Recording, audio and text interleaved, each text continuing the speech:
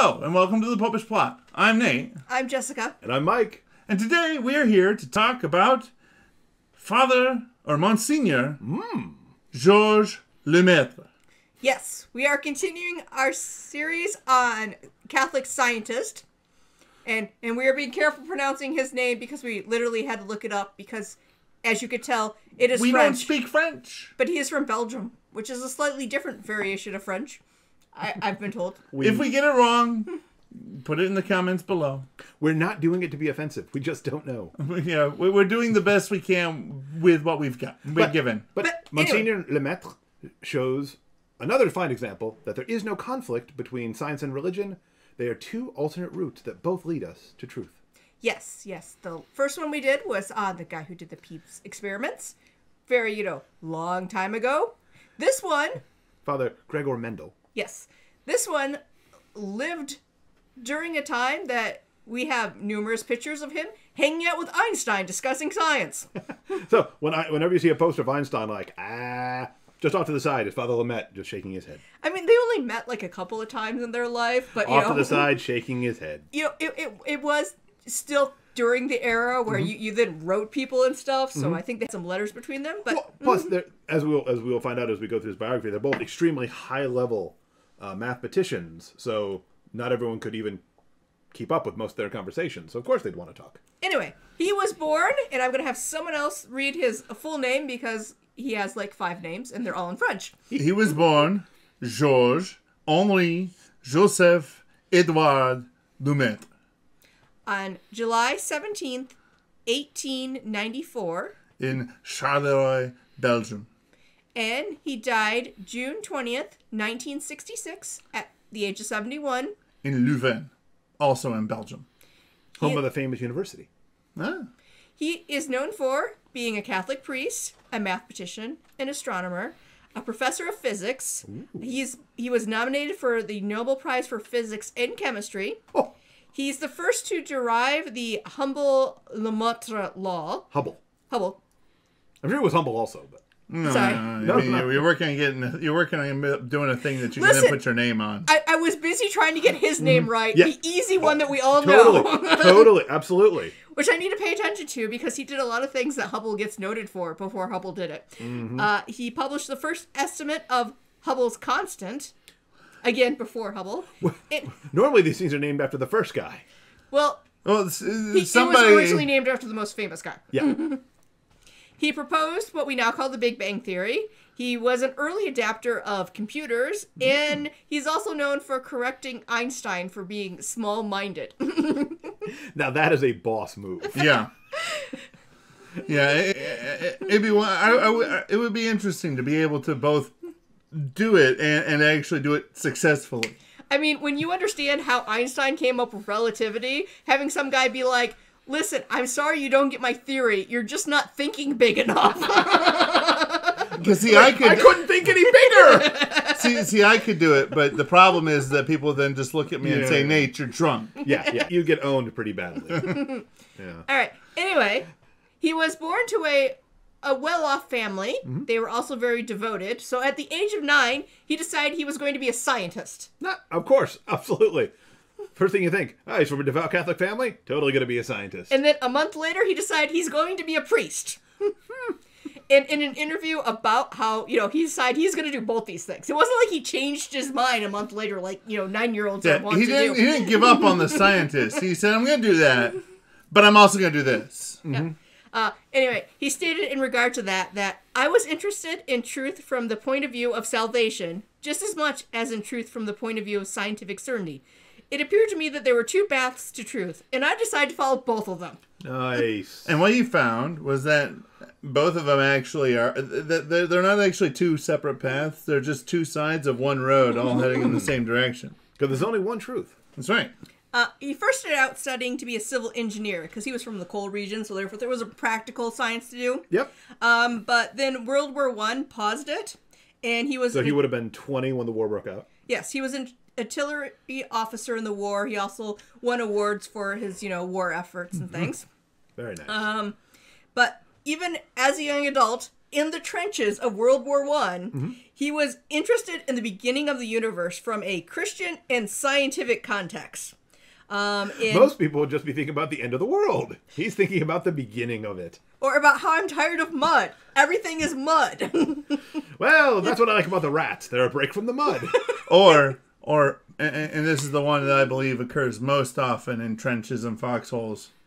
Please, dear God, just let me live through today. I mean, as a plus, he had already planned on being a priest, so he didn't have a picture of his sweetheart that he would look at and then promptly get shot when there was no fire going on. I've seen enough movies to know that's just asking for it. Yeah. Seriously. But anyway, he wrote to a friend in 1917, I have understood that Latin word Fiat lux. from, Genesis is the reason for the universe. But he also rejected the idea that the Bible teaches science implicitly. Because it's not. In an unpublished work of his, that of course later on got, published. But, in his lifetime, he's like, I'm not. Called God's First Three Decorations. He did think at the time that there might be divinely inspired insights in the Bible that are thinly veiled scientific truths. But this is an idea he moved away from as he aged. So, at the time, he was one of those ones who was like, all right, it's not, literal 24 hours days, but what is it teaching us about what really is science that they couldn't understand? And then after a while, he's like, this isn't a science textbook. Well, no, it's not a science textbook, and it's not meant to be a science textbook, but it does teach a fundamental truth, scientific truth, that there was before the world, and that the world came into being. Whereas there have been various times when the scientific consensus has been that the world, or rather the universe, has always been. Yes. Whereas the Bible does teach the scientific truth of creation.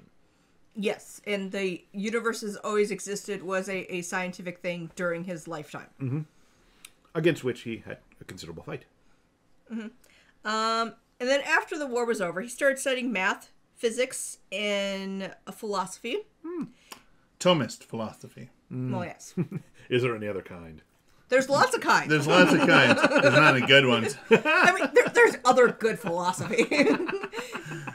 But you can't just let me have a thing, can you? Listen, he was studying to be a priest. In a pursuit of the truth, yes. A century ago. Of course he's going to go to Thomas. As if you studied Augustinian philosophy, you'd be like, don't steal pears. Pears are the worst. Yes, that's the only thing people should get out of August. Anyway, in 1920, he entered into the seminary and was ordained a priest in 23. Nice. And also during the same time, he studied and became an expert in the theory of relativity. Again, he decided at a very young age, I'm going to be both a scientist and a priest. So I'm not going to give up either. Yep. Boom. From 23 to 24, he had a grant to study under a famous astronomer, Arthur Eddington. Ah, yes. Whose observations at the time confirmed, the theory of relativity as far as, mathematical stuff that they could. And he became a long mentor of him. Nice.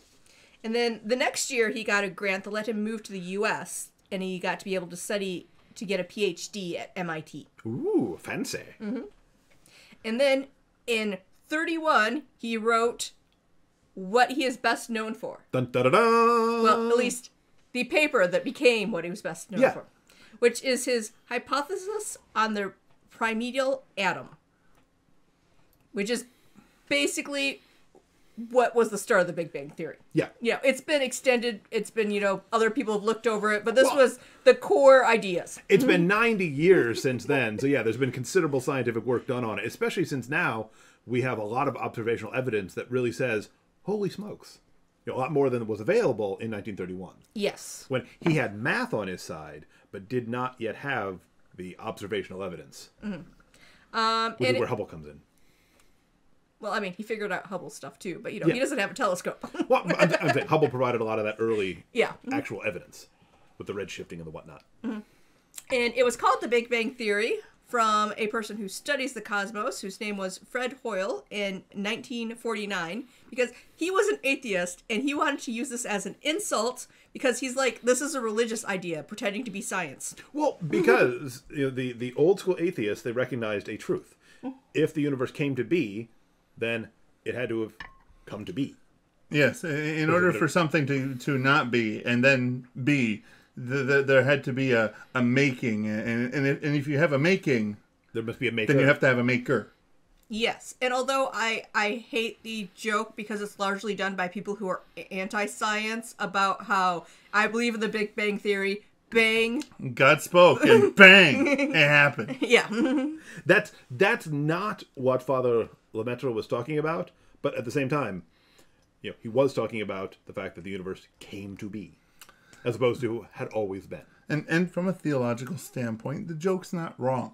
Yeah. No. From a scientific standpoint, yeah. And again, but once again, these are not two competing forces. These are two just barely separate spheres of influence, if you will. Yes, and in relationship to the religious aspects, Einstein also stated at one time he did not like the theory because it suggests too much the theological idea of creation. Mm-hmm. Although later on, he also stated, just from the math alone, not that he agreed with it per se, that this is the most beautiful and satisfactory explanation of creation which I've ever listened to. Mm-hmm. But for all the fact that, everyone's like, all right, this theory is clearly trying to make the Christian, or really the Judeo-Christian religion, science. Yep. He was known for rejecting anyone attempting to use it. Yeah. No, he was just saying, when you crunch the numbers and you look at the universe that exists, it goes back to this. Like, even the Pope was like, okay, this new theory is, like, helping to show we're true. And he's like, please don't use my theory. Well, especially because he's aware of, I've got a scientific hypothesis, what the common world calls a theory, but not a scientific theory. Yes. And a hypothesis can always be tested and proven wrong. So don't make our truth claims, and make no mistake, the everything the church teaches is true. But don't say that all of those truth claims hinge on this one hypothesis, because then if that hypothesis is refuted by evidence collected further down the road, then the whole edifice collapses. Whereas, the Bible is not teaching science, so don't base the truth of the Bible on science. Yes. In fact, he has a quote from one of his interviews related to that. I love this quote. Do you want to say it? Yes. If the Bible does not teach science, among other things, what does it teach, you ask? The way to salvation. And you also have the reply that once you realize that the Bible does not purport to be a textbook of science, the old controversy between religion and science vanishes. The canard that lots of people, both people of goodwill and people of ill will, make, that there's an inherent conflict between faith and reason, that is a result of a fundamentalist theology. Both a fundamentalist scientific theology and a fundamentalist religious philosophy. The Catholic faith has always said that there is no conflict between these two. Never. Yep. In getting back to his life, in 1936, he was picked by Pope Pius XI to be a member of the Pontifical Academy of Sciences. Nice. And he was the president of it for 6 years, and he was like a member up until he was deathbed level sick, like his last year of life. Until he was no longer able to be a member. Nice. Yep. And as a fun, heartwarming, touching moment, the cosmic microwave background radiation that he thought would be an echo of the Big Bang that would help prove his theory was found in 1965, so that's a year before he died. And he found out about it because, they find it takes a while to confirm it and get it studied and stuff. But he was told about it on his deathbed. So he was right. Well, just very satisfying before you die to know I was right. We found scientific proof for your math. Well, that's the great thing. He had math, and the numbers were right. Einstein praised the numbers, but it's still good to know that there's good observational evidence to back it up too. Yes, I mean there had to be a certain amount of observational to make the math work, but you know it was just basic levels you know, to start with. Because no one was looking for is the universe expanding from a single point in time in which all matter was in one spot. When you assume that it's not, you're not looking for evidence of expansion. Or is it contracting from after expanding? Or as we now think, is the expansion accelerating? Which what is that about? I don't know. I blame string theory because no one understands it. Go down below and maybe share with us some Catholic scientists that you think we should do a spot on, or what you've learned from having heard about Monsignor Georges Lemaître. While you're down there, make sure to click the subscribe button, the bell next to it, so you get notified when new episodes come out, and consider giving us a like. We would appreciate it. We hope you appreciated us. And until next time, remember to live your faith. Love your faith. And share that love.